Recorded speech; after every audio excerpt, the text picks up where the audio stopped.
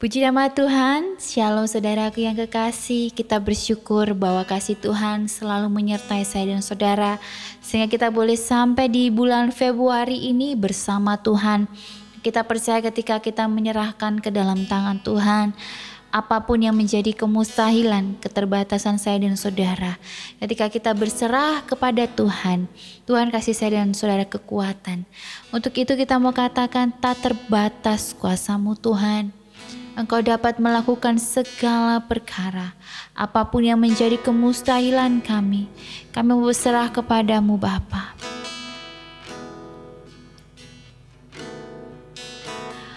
Tak terbatas kuasa-Mu Tuhan, semua dapat Kau lakukan. Amin. Apa yang kelihatan mustahil bagiku, itu sangat mungkin bagimu. Tak terbatas kuasa-Mu Tuhan, semua dapat Kau lakukan.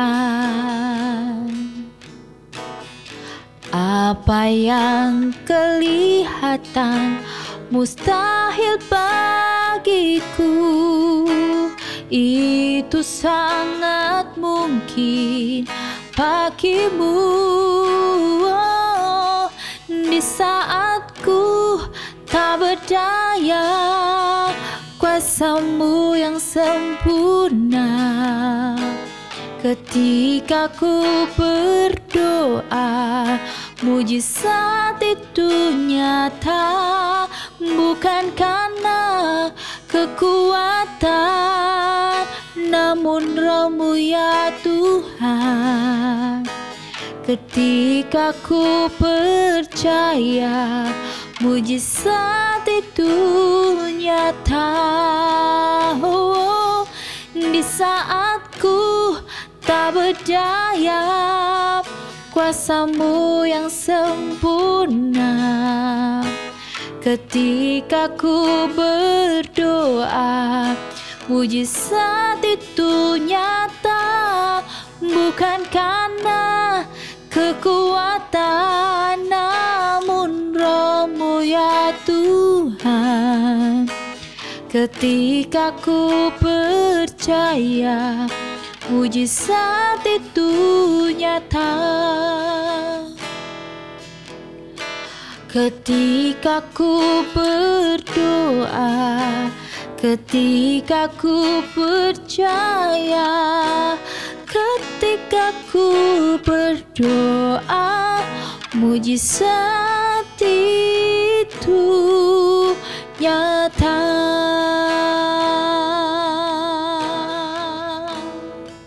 Oh, Engkau nyata dalam segala hal, mujizat-Mu Kau nyatakan dalam hidup kami Tuhan. Kami mau terus sembah Engkau, meninggikan nama-Mu, menyembah-Mu Tuhan. Haleluya. Terima kasih Tuhan, kami bersyukur Bapa. Mujizat-Mu selalu nyata bagi kami yang percaya, bagi kami yang menyerahkan hidup kami ke dalam tangan Tuhan. Karena Engkau bekerja di jalan yang tidak pernah kami lihat. Dan Engkau selalu ada bagi dalam setiap kami yang merasa kurang, ketidakmampuan, dan tidak berdayaan kami. Di situ kuasa-Mu yang menjadi sempurna. Untuk itu Tuhan, kami mau belajar untuk percaya dalam segala hal. Kami belajar untuk bersyukur bahwa Tuhan selalu punya rencana yang baik bagi kami, setiap kami yang datang.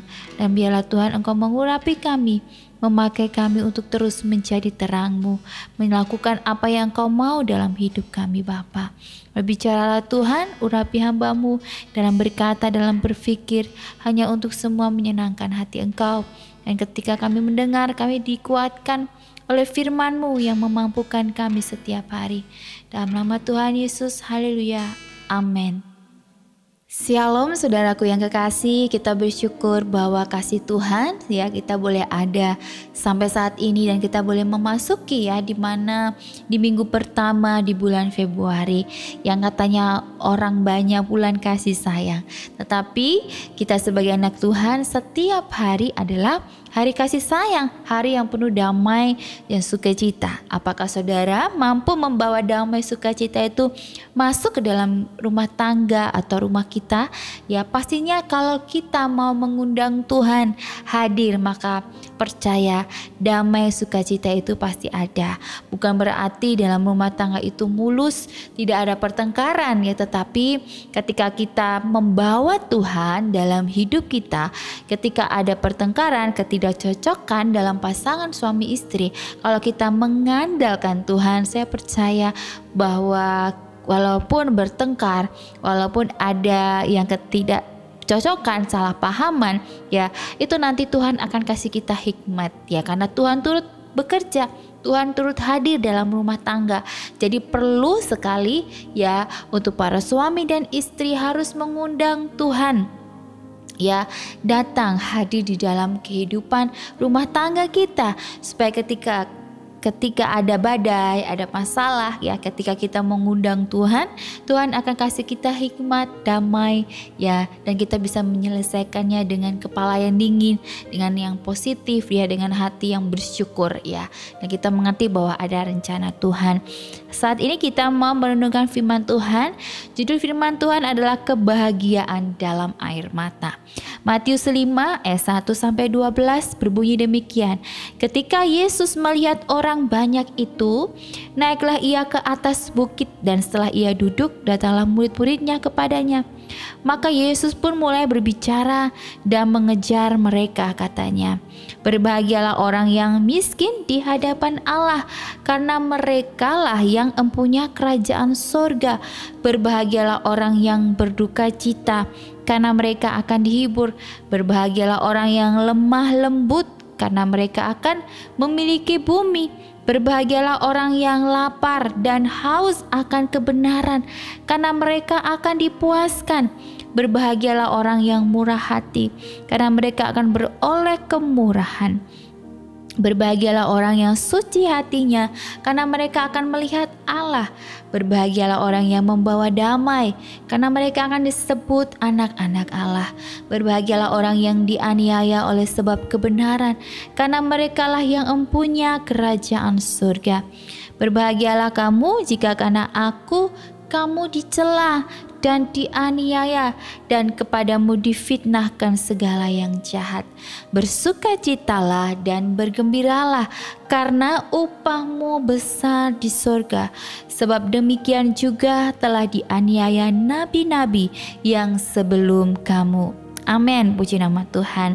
Di firman Tuhan Matius 5 ayat 1-12, kalau saya baca, di sini kita suruh berbahagia dalam hal apa? Dalam hal yang tidak enak, saudara ya.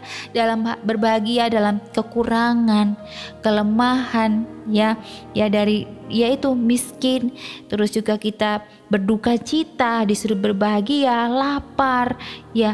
Kita disuruh berbahagia, saudara, karena memang Tuhan mau turut bekerja ketika kita mengalami hal-hal yang tidak mengenakan.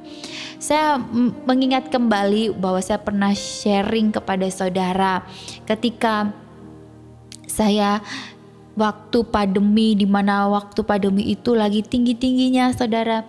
Dan waktu itu saya sempat takut ya, karena ketakutan itu maka menyerang pada lambung saya. Ya saudara, ketika saya takut bahwa nanti karena ini sudah banyak sekali yang kena COVID dan harus pasang oksigen ya, harus ini oksigen, jadi kayak orang tuh berburu oksigen, padahal sebenarnya mereka sehat-sehat saja, tapi karena takut nanti kena kalau oksigennya habis, bahkan harusnya orang yang butuh oksigen pun jadi kekurangan ya, karena ya itu diambil sama orang-orang yang sebenarnya ketakutannya sebenarnya belum terjadi sudah takut sekali gitu ya. Dan saya sempat berpikir seperti itu saudara, ketika saya sempat punya pikiran, iya bagaimana ya kalau nanti kedua orang tua saya kena gitu ya, kami kena bagaimana ya. Waktu itu saya berpikir dan akhirnya ya saya merasakan mual dan pusing ya waktu itu, dan benar-benar luar biasa tubuh saya merasakan sakit sekali. Dan saya pikir wah ini saya pasti kena covid nih, saya pasti kena covid gitu ya. Tetapi dalam hati kecil saya tuh berkata enggak gitu, enggak, itu yang kamu hanya ketakutanmu saja gitu ya. Dan akhirnya saya bilang ayo sudah ke dokter aja, karena suami juga bingung. Akhirnya ke dokter, pas di oximeter ya oximeternya tidak melebihi tidak sesuai normalnya ya 99%, malah justru 47 waktu itu. Sampai kaget dokternya ulangi lagi 43 gitu. Wah, harus di swab ya. Jadi kalau udah kayak gitu udah harus di swab gitu ya. Dan di swab waktu saya bilang ya udah nggak apa-apa di swab, nanti suami, anak saya, kedua orang tua saya juga di swab. Jadi kita semua bisa tahu dan bisa menanganinya ya. Waktu saya di swab gitu ya, saya cuma berdoa, saya berserah kepada Tuhan ya, saya menyerahkan kepada Tuhan. Saya tenang ya waktu itu saya di swab, saya tunggu hasilnya, saya memuji Tuhan, saya tidak bingung, saya memuji Tuhan, menyembah Tuhan dalam keadaan lemah, memang pusing sekali saudara. Nah waktu itu ketika melihat hasilnya, dokternya pun juga geleng-geleng kepala, kok bisa negatif padahal oximeternya di bawah 9947 ya saudara ya, harusnya ini udah mondok, udah di RSU gitu ya saudara ya. Tetapi Tuhan buat ajaib lewat puji-pujian ya. Tuhan berbuat ajaib ketika dia menyatakan ya kasihnya di dalam ketidakmampuan, ketidakberdayaan.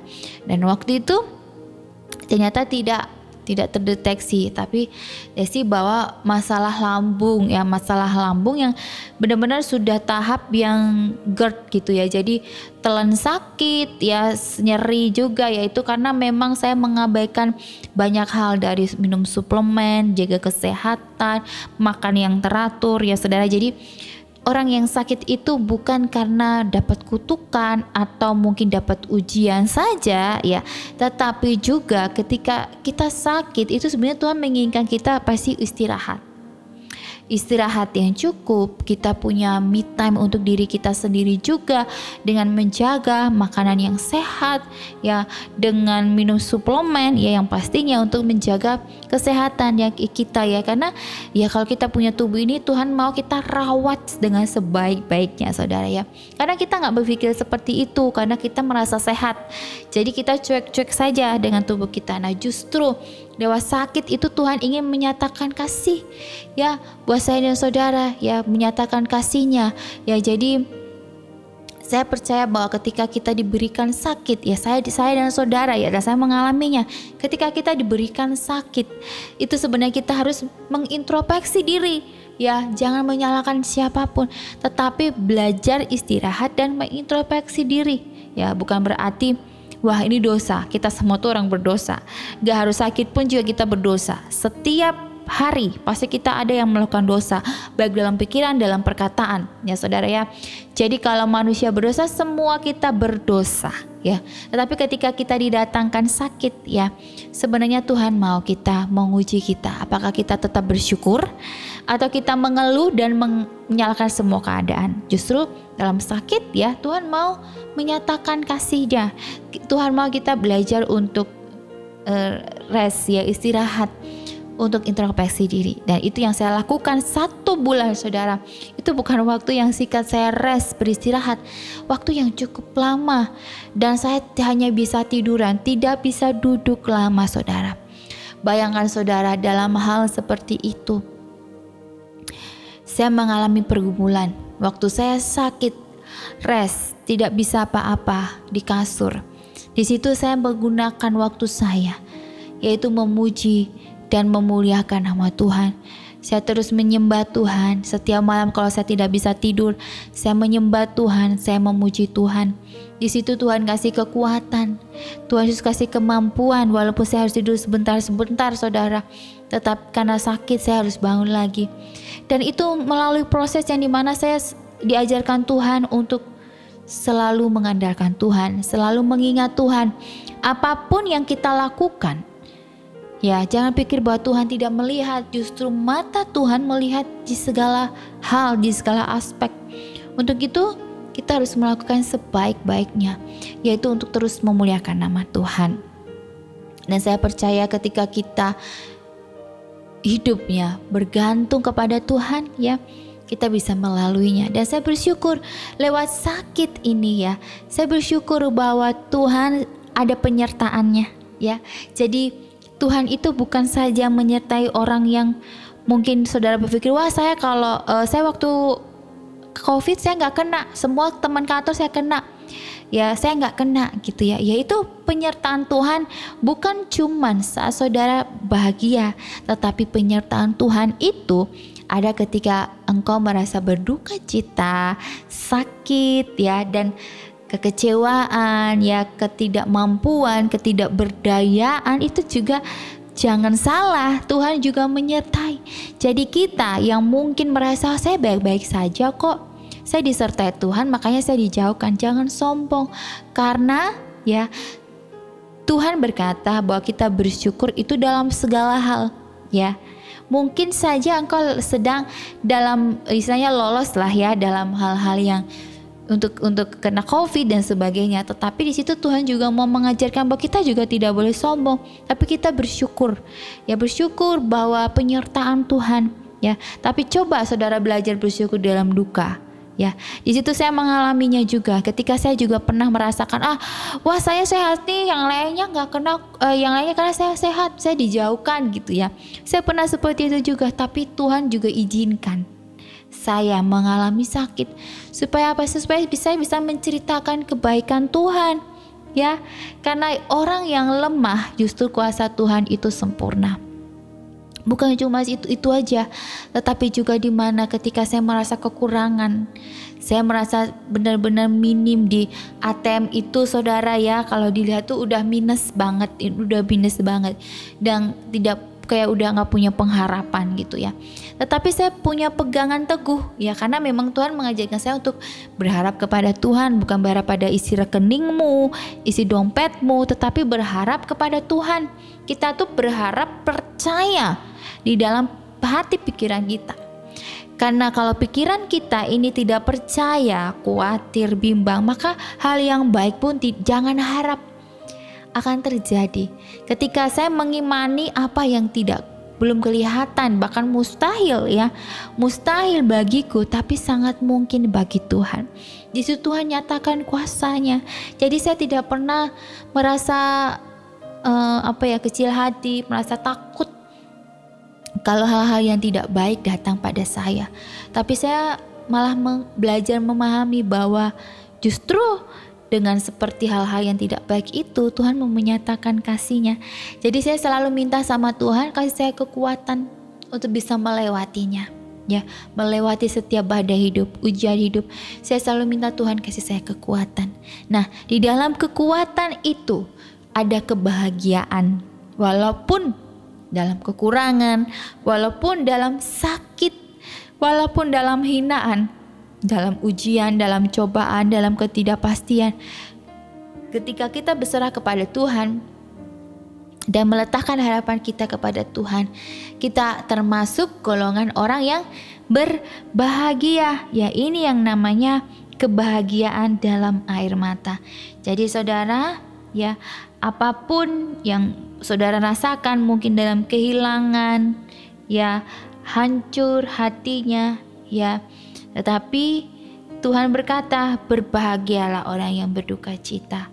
Kata Yesus sendiri, Bahkan Yesus tidak mengatakan bahwa penderitaan dan duka cita itu baik, melainkan bahwa belas kasihan dan kebaikan Allah dicurahkan ke atas mereka yang paling membutuhkannya. Wow, spesial ya.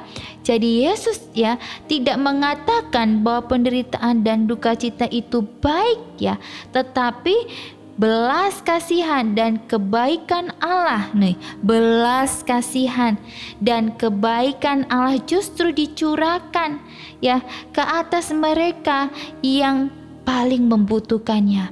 Mereka yang diliputi rasa duka karena kematian, kehilangan, atau karena dosa kita sendiri ya, yang kita adalah membutuhkan perhatian dan penghiburan Allah.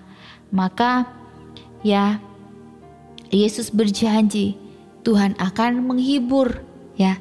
Untuk itu kalau ada yang berduka cita, saya selalu mengatakan ikut sepenanggungan ya. Kiranya keluarga yang ditinggalkan diberi kekuatan, diberi penghiburan, dan Tuhan sendiri yang berjanji ya. Dan jangan pernah khawatir ketika engkau merasa duka cita, engkau kehilangan orang yang engkau sayangi, engkau kehilangan pekerjaan yang mungkin menurut saudara itu baik, atau usaha saudara sedang dalam ambang pintu kebangkrutan. Banyak hal, mungkin keluarga yang hancur, anak yang mungkin tidak menghormati orang tua ya. Jangan bersedih hati, tetapi percaya, jangan putus asa juga. Kita mau meletakkan harapan kita kepada Tuhan, karena di sini Tuhan sendiri yang berjanji ya, bukan cuma baik ya, baiklah nanti kita diajarkan untuk mengingat Tuhan saja, tetapi Tuhan ya memberikan belas kasihan dan kebaikan yang dicurahkan kepada kita yang paling membutuhkannya. Amin saudara. Untuk itu kita berjalan bersama Tuhan. Apapun yang harus kita lewati bersama Tuhan, karena orang yang bersama Tuhan akan bisa menghadapinya dengan kekuatan daripada Tuhan. Mari kita mau berdoa. Bapa, kami bersyukur dan berterima kasih. Dalam setiap hal kami belajar untuk percaya. Dalam setiap hal kami belajar untuk mengerti bahwa Engkau ada di dalam setiap air mata kami, kehancuran kami, ketidakmampuan kami, ketidakberdayaan kami, berdosa kami. Engkau ada. Engkau datang bukan untuk mencari orang yang kuat, tetapi Engkau datang mencari orang yang lemah. Engkau datang pada orang yang miskin, bukan cuma untuk orang kaya. Engkau itu maha adil, walaupun mungkin kami melihat dunia tidak berlaku adil pada kami. Kami mohon Tuhan, kami mau fokus kepada Engkau, supaya hati pikiran kami tidak dirusak oleh kebencian, tidak dirusak oleh hal-hal yang tidak menyenangkan hati-Mu Bapa. Bapa, pimpin kami, sertai kami dalam setiap langkah kami. Kami bersyukur dan berterima kasih. Dalam nama Tuhan Yesus, haleluya, amin. Puji nama Tuhan. Shalom.